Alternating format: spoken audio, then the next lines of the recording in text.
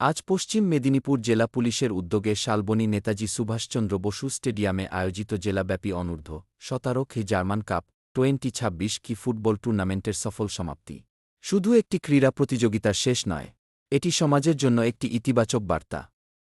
জেলার মোট 158টি বিদ্যালয়ের ছাত্রদের অংশগ্রহণ দেখিয়ে দেয় বর্তমান প্রজন্মকে সঠিক পথে এগিয়ে নিয়ে যেতে খেলাধুলা কত বড় ভূমিকা রাখতে পারে। 4 দিন ধরে শালবনী নেতাজি সুভাষচন্দ্র বোস স্টেডিয়ামে মূল পর্বে 16টি দলের খেলা শৃঙ্খলা, দলগত মনোভাব, নেতৃত্বগুণ এবং সুস্থ প্রতিযোগিতার দৃষ্টান্ত স্থাপন করেছে। পুলিশ শুধু আইন-শৃঙ্খলা রক্ষা করে না, সমাজের পথপ্রদর্শক হিসেবেও গুরুত্বপূর্ণ ভূমিকা নেয়। মাঠে নামা একজন ছাত্র কেবল খেলোয়াড় নয়, সে ভবিষ্যতের একজন দায়িত্বশীল নাগরিক। খেলাধুলা তাকে নিয়ম মানতে, হার মেনে নিতে এবং আবার নতুনভাবে লড়াই করতে শেখায়।